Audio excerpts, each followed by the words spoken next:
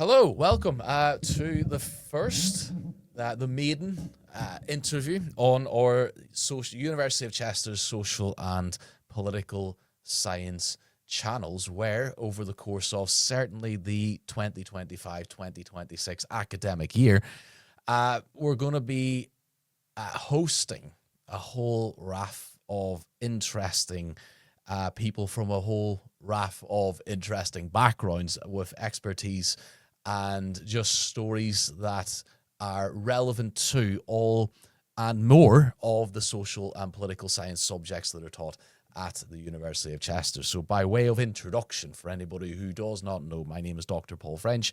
I'm a senior lecturer of criminology at the University of Chester. And with me today is Corey French, all the way Ryanair flight across the Irish Sea in Strabane, Tyrone, Northern Ireland.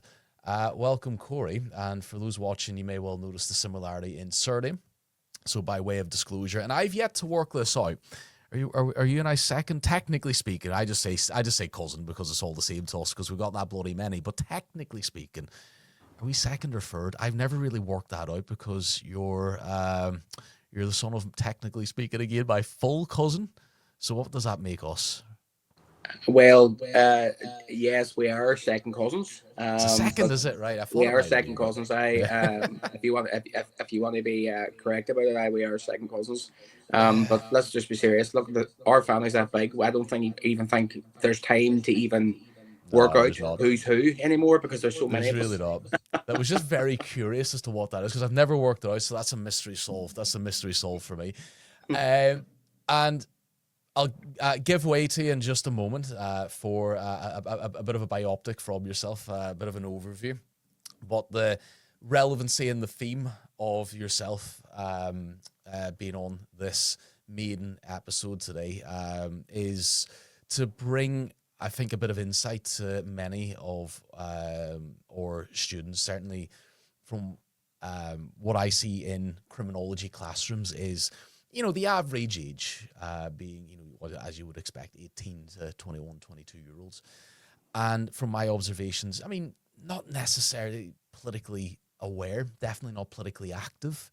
And I think back to why that might have been for me, because whenever I was in university classrooms, again, between the age of, on average 18 to 21, 22, depending on where it was at various points in my degree, I wasn't that politically active either. I wasn't, even that politically aware. And I feel like that's kind of the same with my current students. And I think that's probably going to be a point that remains to be true for the vast majority for the years to come. I think maybe interest in politics comes with maturity, comes with age, vested interests, you name it, it might well be a plausible explanation. So theme of today then, over the next just shy of 1 hour, is to discuss, being young and politically active and drawing upon your experiences. And because, I suppose this is a good point then for you to maybe introduce yourself more thoroughly.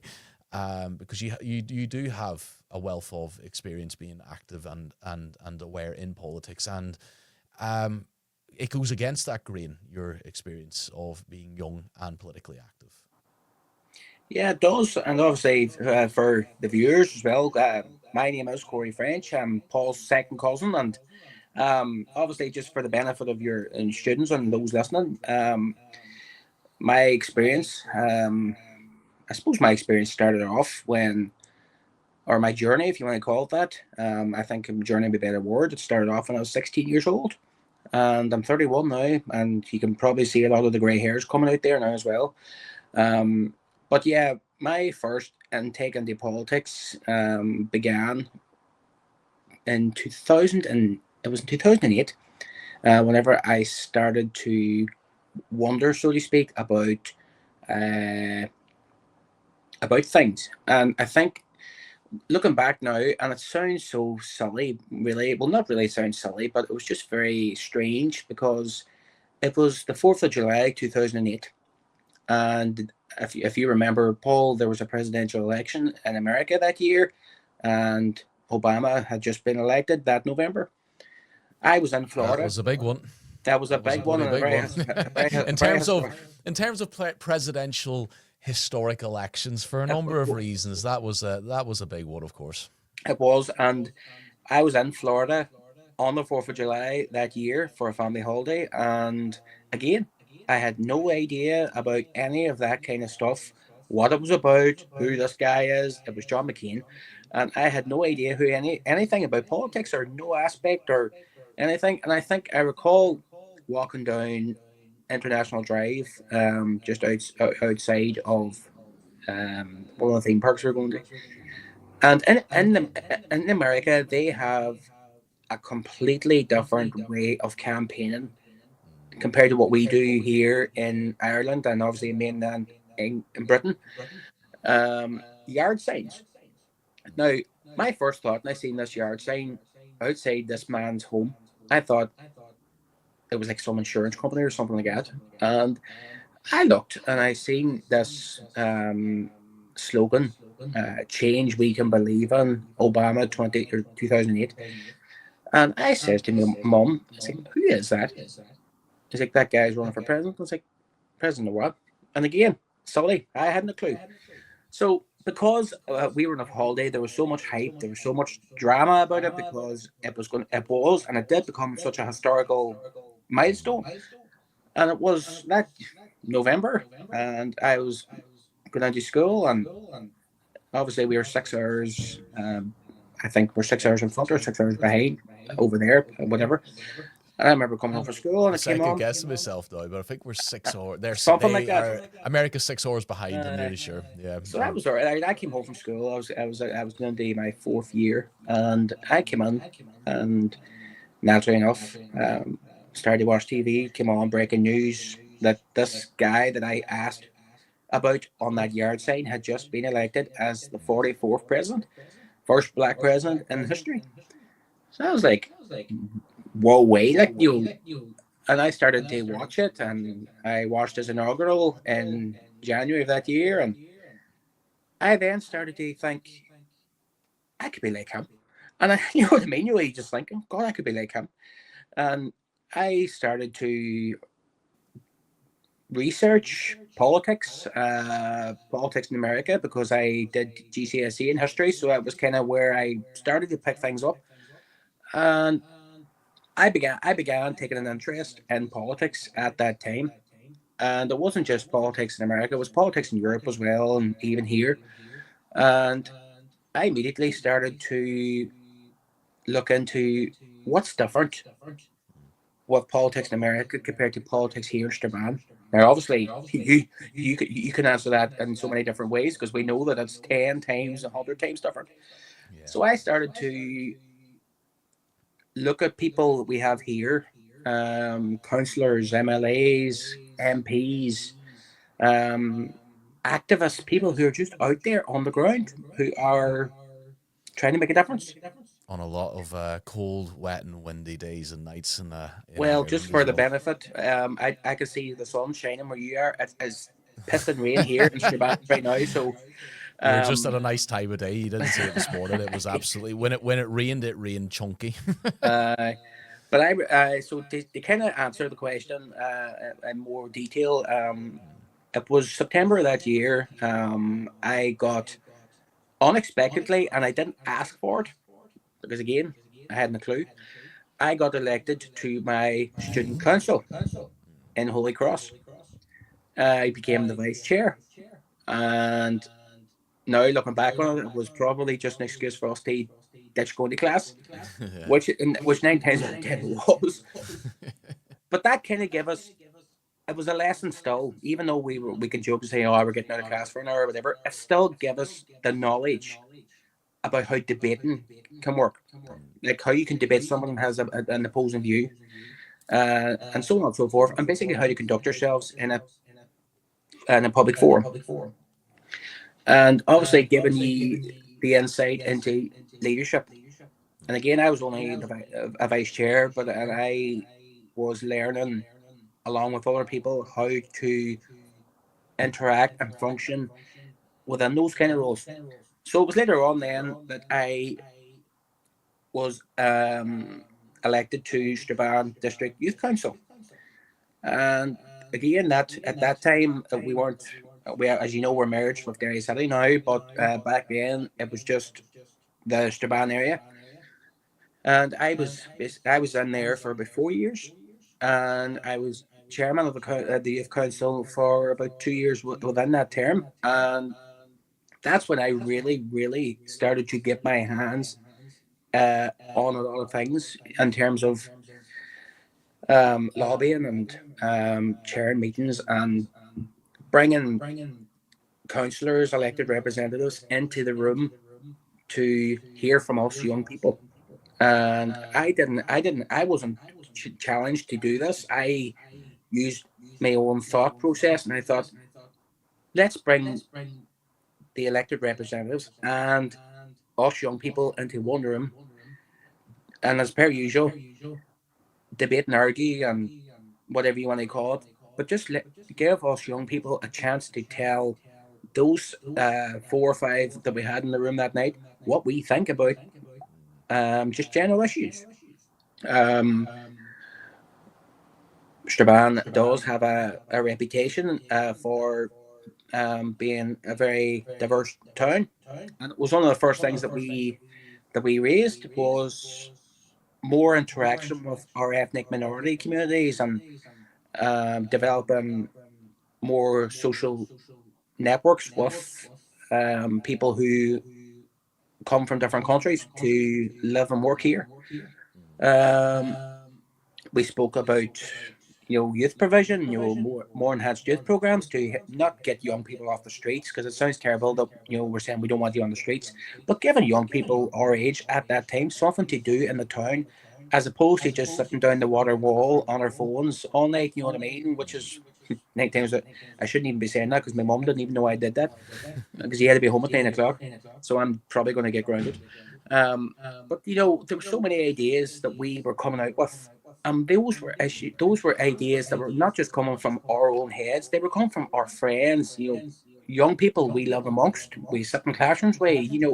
Those were collective ideas, and that's why I think we had a real opportunity there to make a difference. And I think we did make a difference because we became part of a wider project as young people. And I don't know if you remember, but I think it was 2010 to 2011, and this was probably one of the most significant engagements that I had as the chair at the time. Um, there was a big delegation that came from Belfast to unveil plans to redevelop the Strabane Town Centre and enhance uh, the sports and leisure provisions within Melbourne.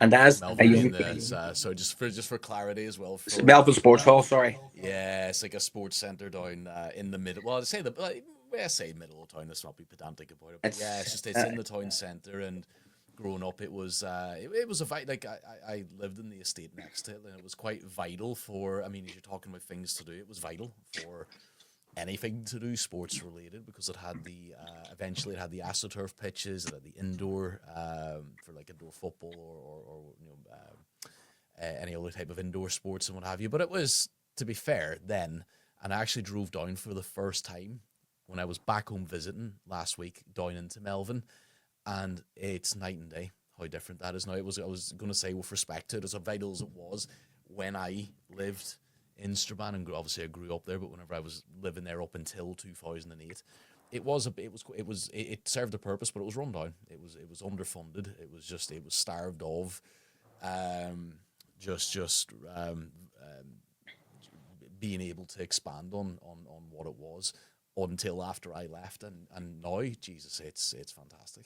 it's a great facility, and it's a credit to the town because it's been used in so many different ways.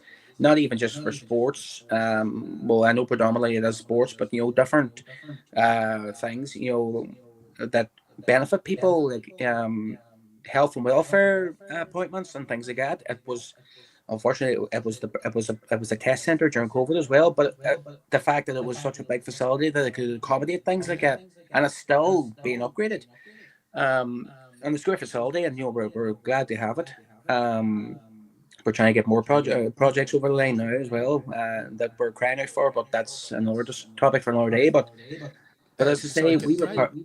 can I bring you back just to a point where, yeah, because it's been gnawing at me as well, and I want to make sure I don't lose it. But whenever you were starting, Mm, so you were given the opportunity and you grasped it to be part of youth councils and go and actively learn more about and then get involved in important social issues. And I suppose at that point, did it feel, to use a bit of a tired yet important term, um, what's the word I'm looking for now? It's actually got away. Imposter syndrome. There you go. It came right back right again. Was there a degree of imposter syndrome? I suppose at the start for you're actively getting involved through this brilliant program, but you're starting out. You're trying to figure out more about how all these different variables in society works, all these different organizations, all these different how business and commerce maybe intertwines and education facilities, and was it that degree of imposter syndrome, particularly at the start, about getting to know the terrain locally and maybe even nationally as well? yeah, there was, and I think for the first, I think for the first 8 months of that journey, there was a very big degree of, what's this here, or what does this mean, or what does that mean down there, sort of thing. We were told from day dot, ask as many questions as you can, because even when we were going through these projects and institutions and things like that, we were still learning. We were still getting educated, and I think that was part of the benefit, was that we were learning. We were learning about democracy. We were learning about social cohesion. We were learning about so many different things that's going on in our communities now, and it was a win-win situation.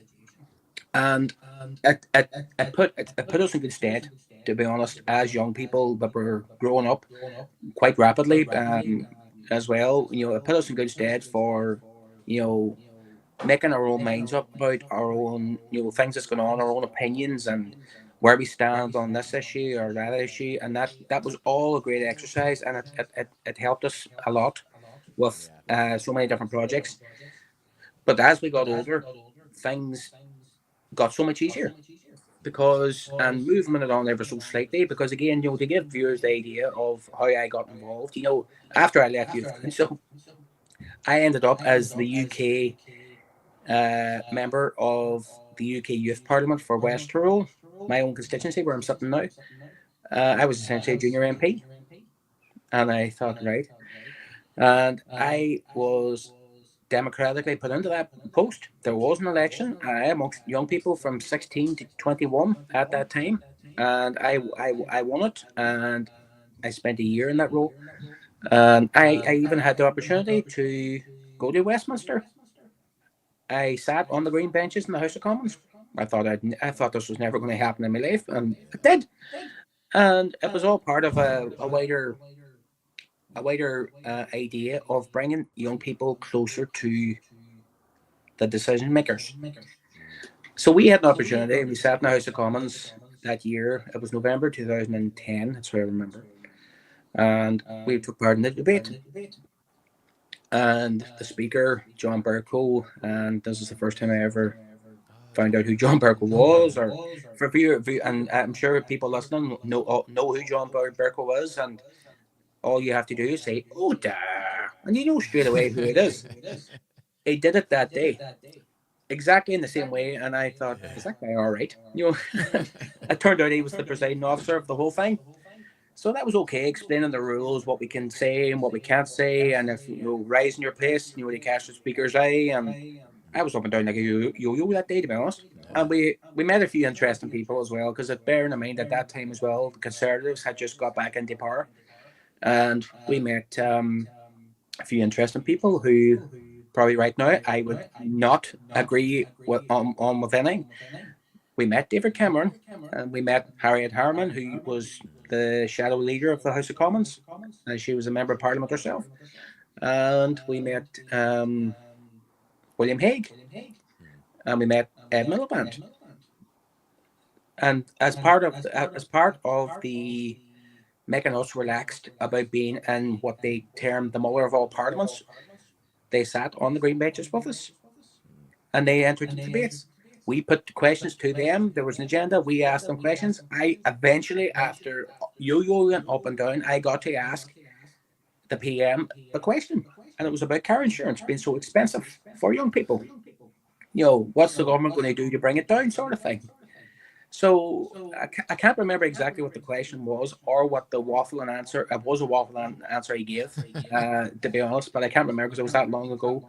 But it's the fact that I got that chance to do that, and bear in mind, I can't even get. I can't. It's very hard now to get. As an older person, it's very hard to get a politician in the room now. But as a young person, there was perks. But it was a great experience, and it was something that I could take away because you were listening to so many different stories from young people from your neck of the woods where you're living now, people from Scotland and Wales and Yorkshire, everywhere.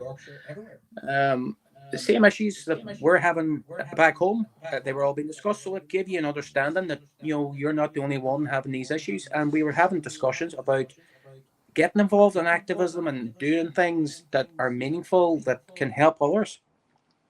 So when my tenure ended in the youth parliament, I took a short break until about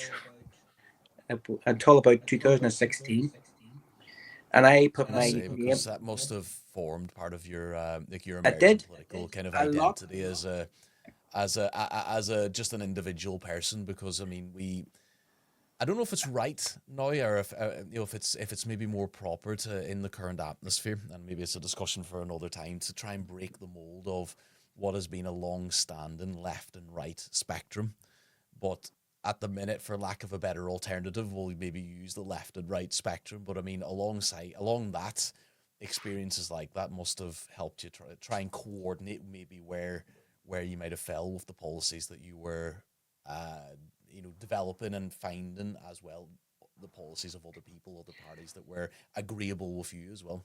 Yeah, well, I think on that one thing that point you made, I think it was around that same year, 2016, when I really had an almighty understanding about left wing and right wing and far left and far right and center. Those kind of things and I wrestled with it for a long time, and just making a decision about where I stood on so many issues.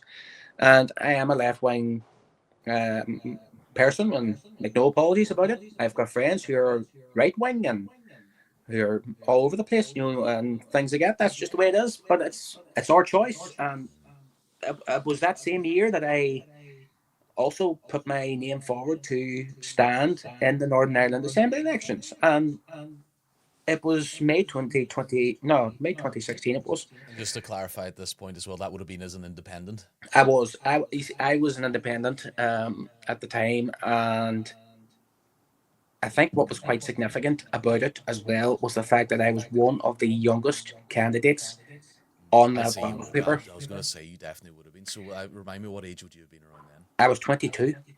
So just slightly, I would say, above the average of the students in the classrooms that I'd be teaching, if they would again come to university at the age of 18, finish up a 3 year degree at about the age of 21, but still 22, even 23 would be very much in the ballpark as well of Yeah, the and I university think forward. I think the rationale, and again, the commentary and the media that was going on at the time, and I did announce I was running, and I think the significance of it was, of course, my age, but that doesn't define me as a candidate, and it never did. I I mean, think. with Reform UK recently can put Oh what God, age was he? What was their youngest? Because they did well, to give them credit. I They did well. It seemed right with getting at least a couple of really young councillors 18. elected. Yeah, 18 was that the youngest? I was going to say 19, but yeah, And that 18. That guy, I sounds forget about his right. name now, but I I can't know he's remember his name 18, either. but he became the leader of the council. Yeah, because they did well in a That's couple mad. of areas, didn't they? Enough to and enough to gain that kind of majority as well. And So Reform in that particular council have the majority. He's the leader of the council at 18 years old now. Whether I agree with his stance on things or not, that's neither here nor there. But I think the point has to be made. It's good to it's see impressive. young people It's getting in. impressive. It's It impressive, and is I, impressive. at a very, very personal level, I am always going to advocate for young people to put themselves forward for election, and I will do that until the day I die. But I How think would you have felt had you have got elected, say at the age of 22, and as then an you're in MLA, chat? Well, I was going to say put you. I was trying to put you closer in line with the perspective of the Reform UK with the uh, different policies. But how would you have felt at that age, young age, give or take, 19, 20, 21, young, late teens, young 20s, and being in charge of a budget that is maybe less going back 10 years ago, but still millions of pounds. Like, how would that have resonated with a young Corey French? Because that's a big responsibility. that's a very, very good question. And I think it's not something I actually would have thought about very much. Even whenever I was defeated in that election, I wasn't even thinking about what could have happened, or I was thinking about the could have, should have, or would have kind of thing. But I think if I was given that extreme level of responsibility as a young person, I would be saying, "Oh my God," sort of thing. First of all, um, but I would be taking it as an opportunity as well. But obviously, it's a monumental amount of pressure to put on any individual young person's shoulders. Uh, I would be making sure that first and foremost, I had a very good team behind me to help me along with everything. Hence, why you appoint a cabinet. And I know it's easy to say appoint a cabinet and give responsibilities, but I would struggle if it was me, to be honest, dealing with that level of responsibility for budgets, and then making that actual decision of where this money goes. Do we put it into hospitals? Do we build houses? Do we pay our waste disposal units? There's so many different decisions, but I would take it as an opportunity, and I would try my level best to do the right thing with that responsibility, and most importantly, take it seriously. I suppose it comes down to the compass as well. I mean, yeah, plenty of people, and maybe, I mean, to acknowledge it, maybe to well, I say that's not maybe it, definitely to a certain extent. Yeah, life experience will play a part in young election or along young elected people into such positions with such responsibilities, especially monetarily. That said, I often think that can be mitigated to a good degree if they've got a good head on their shoulders, and they're aware of the issues of the constituency that they're overseeing. And when it comes to, we keep it purely in the on the monetary part of it, they know where that money should go for that community. So you kind of have to trust in the team that they have around them, and as well the awareness of the person. You can be as aware, you were plenty of us No, at age were 100%. at that age. You can be aware of the problems and the necessities of a community, whether you're 18-year-old, 56, 40. It doesn't really matter what your age is. it's It it's doesn't, it's about empathy to a certain point as well. of And course, and that's the yeah, thing. And I think in everything that I've ever tried to do as a candidate and even as an activist now, the first thing that I always do is show empathy, because there's not very many politicians around here that do that. Um, we have a few at the moment. I won't name and shame anybody because I think that'll be disingenuous to them. But we just have too many people that are, pardon my French, just bullshitting people on the streets, saying they're doing this and they're doing that, and they're not doing anything at all. They're just making themselves look great on a social media post, pretending that they're doing this when in actual fact they are on a foreign holiday somewhere. But they're making out there in Strabane doing this, that, and the other. Stop taking the piss out of people. You know what I mean? People aren't get stupid. getting a few You know, photographs before they hit the EasyJet flight. oh, 100%. I lagging bars getting hit. But as I say, went off topic ever so slightly, but I think anybody that has come after me in my shoes in terms of going down that journey that I've been on, I've always said to people, and I still say to young people that I know well that would ask me, questions about things, just always put yourself in that person's shoes that's coming to you for help. Show empathy, but show understanding. And what would you do if you were in their situation? How would you, show your resilience, and how would you show your determination to do better? And that's why I always say you'll be a better person for it if you make that informed decision to help them in the best possible way you can. And look, you might not always get it right, but 9 times out of 10, as long as you're doing your level best, that's all people care about. I want to bring you back just a wee bit as well, just to sort of the start of your election runs as an independent, because anybody, and I mean this particular discussion is again, it's orientated. I want it to be orientated. I'm trying to make it orientated towards university level students that I think maybe are, from what I can see, maybe a little bit politically disengaged, and I feel will be in the maybe not so distant future, and acknowledging just maybe how detached politics can be for young people. There's some points that we might draw upon in a little bit. I've got something that we might share from the Electoral Commission on related points, but I want to bring you back to the feeling of what was it like to run for election first time round, to take the decision and then to dedicate you, because it is a dedication, of course it is, to start it and then run with it and do it properly. Whatever the outcome, it has to be done properly. It can't be half-assed. Now, of course, you can have paper candidates, which I have been a couple of times, because, again, full disclosure, I am a member of the Green Party in West Lancashire. But I like to think more politically aware as my 20s went on, and certainly now into my 30s. But I've only really become politically active over the last few years for a number of reasons.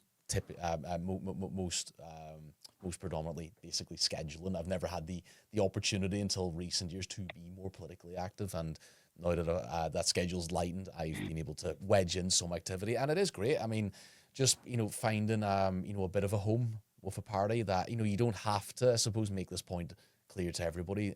It's as true if you want to become politically active or even just vote. You're never going to find a party that ticks all the boxes for you. You're always going to have disagreements with policies within the party that you might align yourself with and whatever else, but you kind of go with the best that you can get, really. For me at this present moment in time, and has been for a few years now, is the Greens. And it's a really fantastically rewarding experience to be active. I find myself as well, just, away from being active, being aware, knowing that I'm politically aware, just being a reward in and of itself.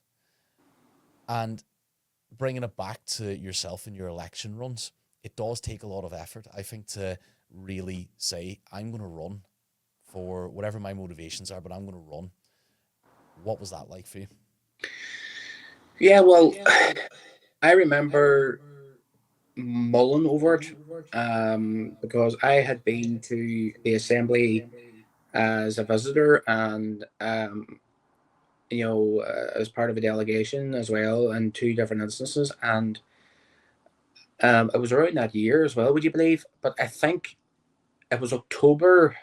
It was October 2015, and I was thinking very, very long and hard about where I was going and what I wanted to achieve and aim for. And I was I remember sitting thinking that there was elections coming up. So I made the decision that October that I was going to stand for election. And I announced on social media that I was going to be an independent candidate in my constituency. Um, as soon as I done that, I was like, my first thought was, oh shit, what have I just done, sort of thing. And I was like, oh god, oh my god, what have I done? But I sat and I thought about what's next, because I announced I was running, and obviously there was a massive amount of preparation to be done for it as well. I had loads of time, because again the election wasn't until May 2016, so I had so much preparation. But I think looking back on it now, I would do things so differently in terms of the preparation and obviously instigating the whole thing. Like You were learning though. independent, You were finding your feet though. I was finding my feet, and don't get me wrong, I know there's a lot of people, even people who stand for parties, that also have to find their feet. But for me, I was an independent, and I was a very very young person as well. So I was basically dealing with all of it on my own, and that didn't bother me really. Getting the posters for the lamppost sorted out, and I had help getting them up and around the place, and getting my leaflets out and the canvassing. I done most of the canvassing myself, and I was always on my 19 out of 10. I was on my own, and that did not. I really did not mind. I was getting my 10,000 steps in, so that was a plus. Um, This would have been before Fitbits as well though, so you were ahead of your time. it still counts.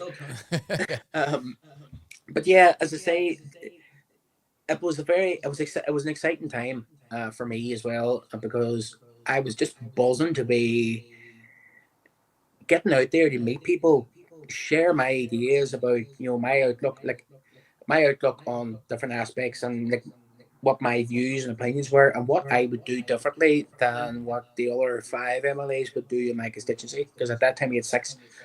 But I think now again it was exciting. I enjoyed every aspect of it, and I think when you get so close to polling day or election day, whatever you want to call it, that's when you start to freak out, because the night before the night before the poll stations opened at 7 o'clock that morning.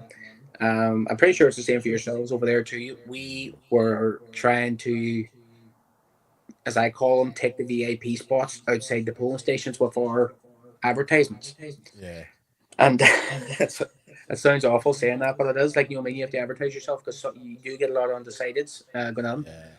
Yeah. It was Making it 11 up on the o'clock. spot. I think the last It time was I did that, sorry, just as you were talking about undecided, the last time I did that was a local. We had just moved to uh, Lancashire, and the local elections were a few months after that. And I went into the polling station, and I mean, I'd kind of left Labour. I wasn't active with them, but I was a member, and I'd left Labour, but I hadn't quite joined the Greens. But I knew I was kind of swaying towards them, and I went in, but there was no Green candidate on the ballot because there wasn't a West Lancashire. There is now because we started it, mm, but there wasn't a local party. So there was Conservative, which I was never going to vote for, Labour, who I was decided I wasn't going to vote for them, at least for the immediate, and now that they've had a chance a few years later, nowhere soon will I ever vote Labour again. And there was a local party as well, but there was no Greens, and I ticked the box just off the back of, well, hadn't decided as I was walking in who I was going to vote for, and then made it up on the spot. So I think you're absolutely right in your tactic. That, I mean, I wouldn't have been alone there. People want to vote, but sometimes they just don't know who, and they don't or haven't had the chance to read through the thing, manifestos the, and the thing about what it is have you. too, So Paul. The, there was 15 candidates running in my constituency altogether that's that a lot. year, That's a lot as well. and my God, that ballot paper was so long, and it was good in one sense, because there was so many choices for people. There was a Green candidate there too. I can't remember who he was, but there was a very very good selection of people.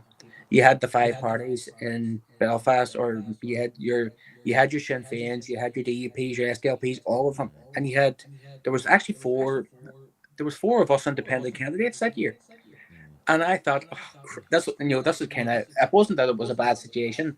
You see, the way it is over here, and times have moved on as well. There was no way four independents were going to get elected, and you struggled to even get one elected, never mind four, and that caused difficulty for us in terms of trying to get more support, and for us, because we were effectively splitting the vote down amongst the independent voters and the undecideds. But it was just a challenge, and you just have to do your best to try and win people over, and that's why you knock doors. and you just don't walk past somebody's house and throw a leaflet in their letterbox and run away, sort of thing. The dog's not going to bite you, sort of thing. Like, and FaceTime needs to happen. Like that's the whole that point. in person contact. I mean, Uh, it does make a lasting impression. We find and, that with and come here to tell games you, as well. even as the Lone Ranger running that team, I done my level best to knock as many doors as I could right across the constituency. And there were some areas that I couldn't get to because I literally, at that time, I didn't drive, and I just access. Outside of the town as well, it's quite. It Uh, can be quite rural as I well to can, sort of and paint the picture. you So know, you'd need transport to get from A to B. Like 100%. And as I say, I done my level best to knock as many as I could. And don't get me wrong, I think I got a lot of praise from people for doing it myself anyway. But it wasn't even the fact that I just wanted to make sure that I was content. Um, because there's a rule here, and I'm pretty sure it's the same for yourselves. You don't knock doors after a certain time. I don't like knocking doors after a certain time. We take it extremely seriously here because naturally enough, people's in for the evening. They're probably watching Emmerdale Settled. or having their dinner or just family Yeah. time, and they don't want to be standing chatting to a guy with a clipboard at the door for 20 minutes. You know what I mean? So the night before the election, uh, polling day, the feelings and thoughts that were going through my head was just it was mad, and I was still trying to get the last minute doors that I may have missed knocked, whilst also trying to get my team ready for polling day because I wanted to have all the polling stations covered with somebody representing me and handing out my sample ballot papers. Oh God, I was stressed to the max, and I think that's probably one of the bad things about being an independent and running on your own bat is you have to deal with it all yourself. You pay for your own literature, your own, and a great expense. It is great, very hardly expensive. And you literally have to put your own team. You have to do everything basically yourself. And I know that better than anybody what that's like.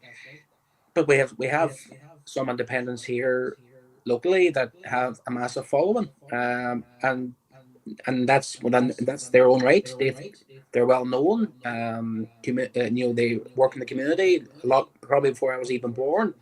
They're just very well known, and it would have been easier for them to get elected on the independent ticket because they had that following. And but a big friend group, people that's family members stuff. So like there was always that support there. But I'm not suggesting that I didn't have a big following. It wasn't really a case I didn't have a following. It was just you're being realistic. In terms of person A being known by a lot of people and me being a young fella who had a very big group of friends and was well known and has a big family, but that was still not going to be enough to get you over the line to get elected. So, I was just glad when it was all over. I think the hard work is always finished in terms of canvassing the night before the polls open. And that I think polling day now I treat polling day like a ritual because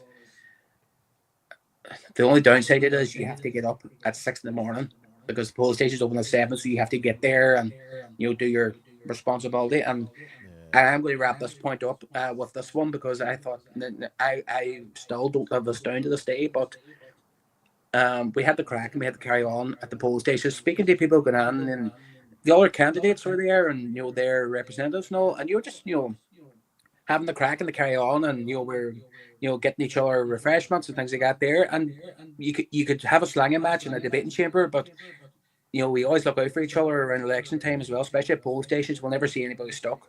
And it was that bad, Paul. It was actually my birthday that day on the polling day as well. So I had an SDLP cavalcade coming up the Melmide Road singing "Happy Birthday" to me, and I was looking.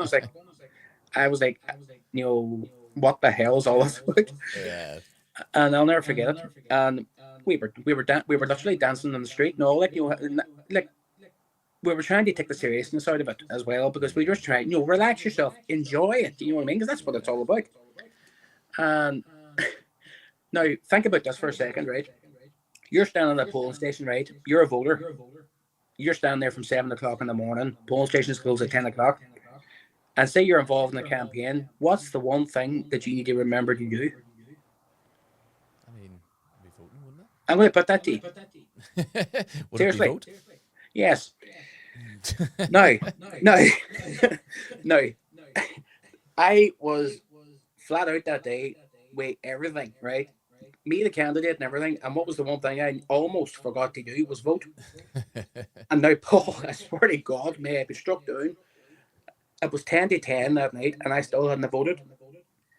And it was only for the grace of my mother saying to me, "What time did you vote at?" And I was like, "Oh no!"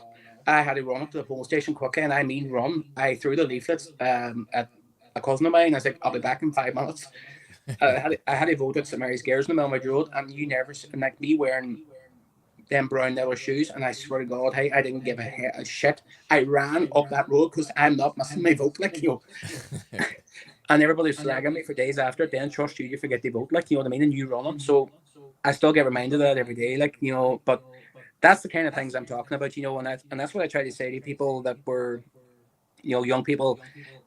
There is a seriousness to politics, but there's and elections especially, but there's so much of it that and that you're supposed to enjoy, especially on polling day. Even when you're speaking to people on the doors, you're having that conversation, and you might get some difficulty with people as well. But I always say to people, if you're considering doing it, getting involved in any form of activism, no matter how big or small it is, or if it's elections or whatever it is, go out and enjoy it. And that's, I mean, I think because we'll be pushing in, or where we are pushing in rather to the last maybe 10 to 15 minutes or so of the of this discussion. And I mean, that's exactly what I wanted to hone in with you today was the how did you now as an experienced campaigner and activist, how did you get started and the motivations? And I mean, you touched on, I think, quite a bit there as well about, the skills development that can and does occur, because now me having been part of a local party that has been through one local election, we're gearing up now for, albeit I've been struggling, I have to admit, struggling to be as active as I would like so far this year, but I'm starting to edge back into being more active once more. But I have sat through the process of local and the most recent general elections in the United Kingdom as well last year in 2024, where we basically just put forward what we call a paper candidate. So it's just a name on a ballot that represents the Green Party, but we didn't campaign, we didn't have the numbers because we're only really fresh ourselves. But the point I'm getting at is that I can sympathise with you. I mean, even doing all that on your own, setting aside all the practical elements of, going out and knocking doors and canvassing and doing your leafleting and things like that, the paperwork alone just to get registered Oh, and all the cheapers. pedantic stuff, the legalities, Jesus Christ. We have a fella in the Greens that is just, he's our guru when it comes to stuff like that. And when I say guru, I mean he knows his stuff, but he's also the only one with the patience for it, because I don't think I would.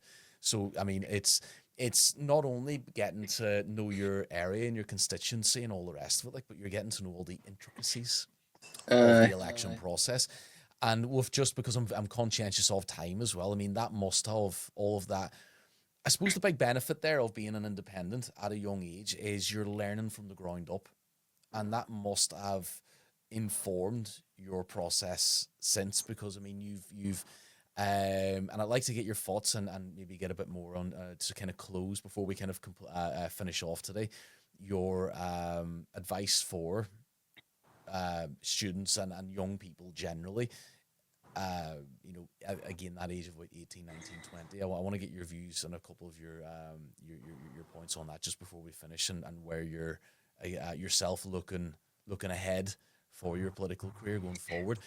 But just before we get to that, just very briefly, and just in a few minutes, to 5 minutes or so, how do you think that sort of then helped and was developed, those skills from an independent into where you went to thereafter? yeah, well, and you touched on a thing there. There was a lot of skills and knowledge obtained around that time. and that was from my very first election. And I stood in two more elections then after it. I stood then in 2017 again, after the assembly collapsed, and then I stood for council then in 2019. And I think if I was asked, one of my mates asked me this quite recently, out of all them three elections, which ones did you enjoy the most? And I have to say it was the council one, because I knew exactly what I was doing, and I knew the paperwork side of it and all the red tape, everything that needed to be done and organised, everything was done. So I found it very easier, and I enjoyed that one because I had a much smaller area as opposed to a parliamentary sized constituency to knock. So it was good now, I have to say, and that skill and knowledge, I still use it to this day. Um, I'm great. I was always grateful to be even a choice for people. Given, and as I say, I didn't obviously get elected, but I think given the fact that I still maintain that base of over 125 votes, that does speak a lot of volumes. Like, you know what I mean? It's not really the numbers I wanted, but nevertheless, it's still a vote, and you appreciate it, and you never take anybody for granted. But to kind of put a more to address the kind of point you asked as well, a lot has happened since 2019.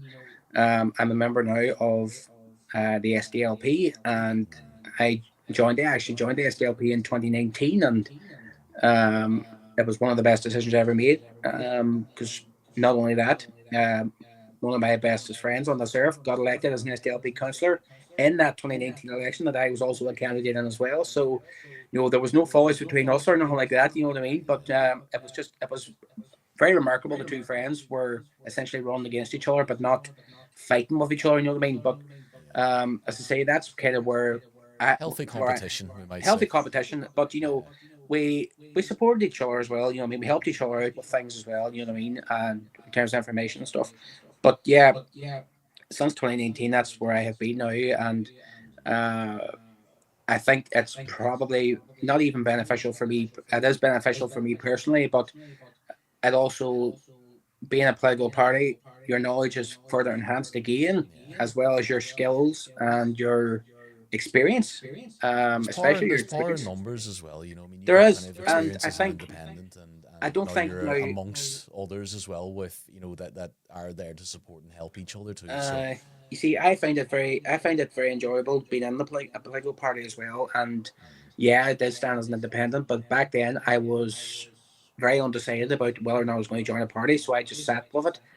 But the reason why I joined a political party was because I felt I can make more of an impact in my area, in terms of policies and things like that. Now, and this is the part I love the most, is actually debating policy. Because like the Greens, I'm sure you have a conference every year. So do we. actually, Uh, coming up our AGM, actually, now that you mention it, and just somewhere later this month. and just when it came into my head too, I'm very shocked that you didn't put your name in for co-leader of the Green Party. But that's another topic for another day. But anyway, Not just yet. Not just yet. yeah.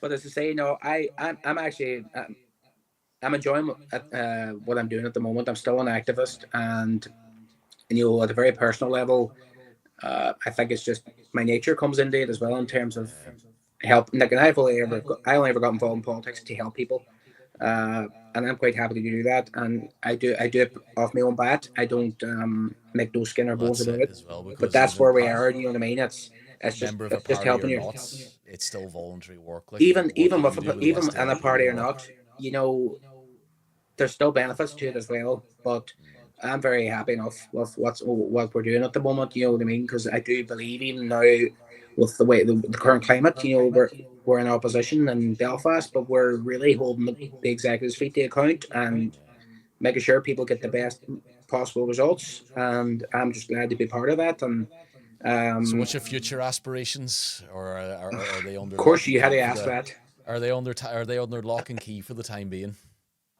Yeah, well, I wouldn't say they're under lock and key. Obviously, I still have hopes, at some point, of running for office again.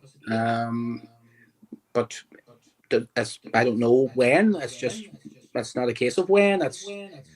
it's just for me. It's just look and finding the appropriate time, and I'm just at the moment I'm not ruling anything out. Hopefully someday I'll be a candidate again, and who knows what could happen. You know, a week's a long time in politics, and so is a month, and so is a year, and so is 5 years. You know what I mean? So anything could happen. But no, I don't think I will ever rule out running for election again.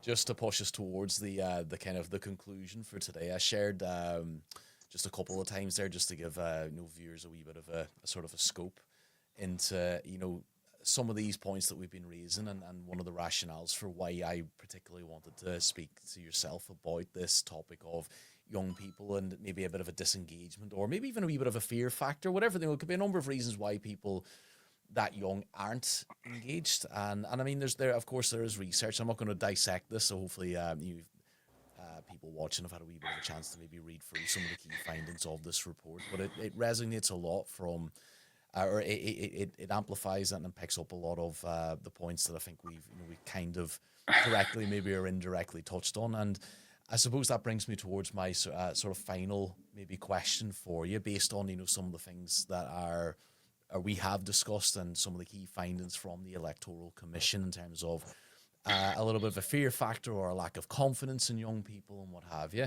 What would be, from your experience, the some pointers for not even for young people to get politically active, but even just to maybe even become confident in being more politically aware? Because sometimes it can be let's say we both cast our minds back, we're both 18 years old, and we know we're not politically aware, but we want to be, and we start trying to be, but it becomes very overwhelming. Where do you start? What do you do? So I suppose that in that broad context, what would your advice be to anybody who is sort of feeling out in the wilderness, so to speak, but is seeing maybe news headlines and social media, maybe passing newspapers and as they walk into like Morrison's or whatever, and seeing Keir Starmer this, Reform UK that, and they don't feel that they know what they want to? Where do they start? Where would you start? Where would an 18-year-old Corey first begin? Yeah, well, I would.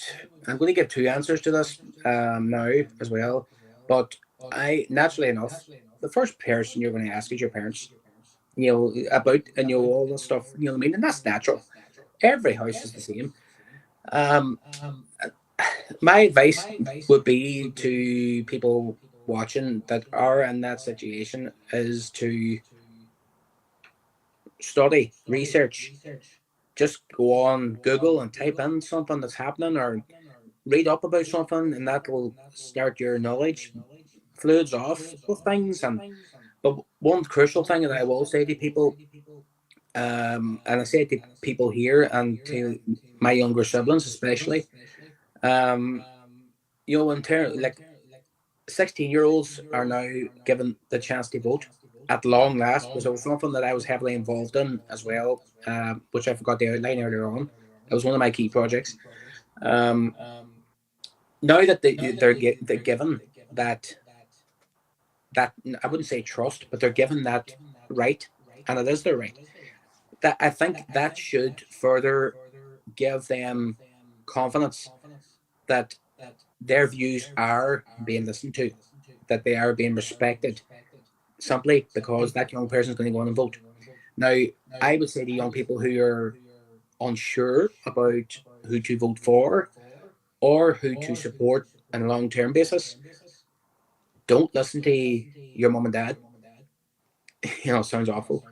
And I'm probably going to get grounded for that now, but um, don't listen to your mum and dad. Don't listen to your friends. And don't listen to people in the street. Go and research candidates. Go and research political parties. Look where they stand on issues like the environment, the economy, taxation, the health service, all those things. And don't just read one, read them all. There's so many political parties we have right across the board. Read up on every single one of them, and then sit back and think, and that's when you make your decision. And that at that point you'll know exactly who you're voting for, and probably later on, then like yourself, Paul, you know You could vote for one party in one election, and then you could vote for another in another. That's natural. But what I would say to You're young not people, married and to like just because you vote for, you know, it's not like a football team. it You just doesn't. because you vote one It's way not a in one legally election, binding. It's not you're not legally binding married. that you have to exactly. You know what I Yeah, mean? you're It's not giving legally them your binding. consent to govern for 5 years. A Say hundred if it's a percent. national election, after that it starts again. Yes, Your vote is up for grabs, and that's what your vote's up that's for what they grabs, should be and fighting for. the can and like you're putting that person on there, and they if they get in, they're coming back to you in 4 years' time, and they're looking for a fresh mandate. That's when you give it. That's when you give an evaluation on whether they've done a good job. And again, Yeah. democracy. But that's what I would say, in all honesty, to young people out there now is, um, listen to nobody, only yourself and your own mind. You're all pretty smart out there, very intelligent, and um, probably more brains than I had back then. You know what I mean? But nonetheless, just make your own decision without being influenced by other people, because there is that trend still right across England, Scotland, and Wales, and even here in Ireland, that you have to vote for this one because your family votes for them. That should never be the case. You vote for whoever you want to vote for, and you support whoever you want to support for. But just listen to nobody. No, listen to nobody else. Only your own heart. That's the advice I would give. Yeah, and I think I mean, I think one of the points I've been making more recently as well is that, you know, for people that are, I think even more generally as well, just to take the age factor out of it, people who are just disengaged with politics and say, I can't be, you know, I can't be bothered with that and what have you. I think the reality is for like they need to realize is that if you don't do politics, politics is still going to do you.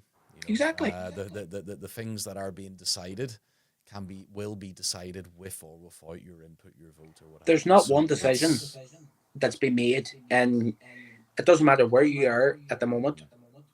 Council chamber, assembly, Scottish Parliament, the Senate, House of Commons, doesn't matter where you are. Every one of those people that's in those seats, they are still, as probably we're talking now, they're making decisions that's going to impact on young people. yeah, And that's what we're trying to drive into young people. We're trying to say they're making decisions on your behalf that's going to affect you now and in the future. yeah, So what are you going to do about it? You're a young person. You now are going to get the right to vote. They're making decisions on your behalf that's going to affect you, affect your daily living. Get out there and make your case through the ballot box. You know what I mean? And that's what we're all collectively. And I will, Nick, as I say, I'm not being biased when I say this, but most of the political parties here are all saying the same thing. Trying to make young people understand that. I know there's a lot of young people that are turned off. I read that report that you had up on screen, and it doesn't surprise me. I understand why young people's turned off, but they're getting a chance here to speak up. Essentially, for God's sake, take it. yeah. And I think that's a good point to break on as well. So thank you for taking the time today, no doubt. As the social and political science, social media accounts across the board continue to grow, particularly over the next 12 months or so, you'll be on our channels hopefully at least once or twice more to discuss all things political and maybe at various relevant points as well, with the focus being on Northern Ireland. With when's the next elections? Remind me, in Northern Ireland. Oh, can I just tell you now? I'm actually dreading it because Yeah, it's in 2017, and both the council next and elections, the next elections here. Well, 2027. You mean I well, what did I say? 17? Sorry, I might have kept your mind in the past a little bit too you long did. there. So I'm trying to move into the future here. Yeah. So 2027 is the next scheduled yes, okay. elections. But the problem, well, I wouldn't say it's a problem as such, but I suppose everything does have its perks and pros and cons. But the assembly and council elections are on the same day. Yeah, yeah, okay. That You was the know, same so here in 2024. Was pretty much there was locals, and then not long after that, then there was not the same day necessarily, but yeah, there was the general elections thereafter, and it's a big ask. It it's is. a big It's ask, big. and I feel, and not that I feel sorry for them, but candidates are putting themselves forward. Fair enough, but hopefully that is, as I say, that's the next scheduled elections here in the north. But touch wood, nothing happens between the big parties in Belfast. They pull the pin in the assembly. Otherwise, we're going to the ballot box a lot sooner because we've seen it happen. You know? I mean, that's the kind of stuff that would be counterproductive for what I'm trying to do with students in terms of getting them turned on to politics. That's a bit of an automatic, for a variance of reasons, a turn off. But no, thank you for joining me again. I know we've had a discussion on other social media previously, but this is the first your maiden appearance, and indeed this is the maiden inclusion on our YouTube channel, so hopefully the first of many, and no doubt we'll get a rendezvous at some point in the future to discuss other particularly interesting social issues with regards to politics, electioneering, and so on and so forth. So I will bring our discussion to a bit of a close. I don't have, for viewers, I will have in the future, but I don't have an intro or an outro to these videos just yet, so I'm just going to have to come to an abrupt ending. But what I will say before, yeah, no. But what I will say though is, give us, if you're watching this, give us a like, follow, and a share. Whether you're a University of Chester student or not, you may well like, hopefully, the variety of participants that we'll have for interviews coming up. And hopefully you've enjoyed the points that we've discussed today, and hopefully it's left a bit of an impressionable mark upon you, and you're maybe thinking twice about getting your teeth into the realms of politics, as frustrating as it may well seem. So we will leave it there. Thank you all for joining us, and do look out for some of our content that's going to be coming out in the weeks and the months ahead.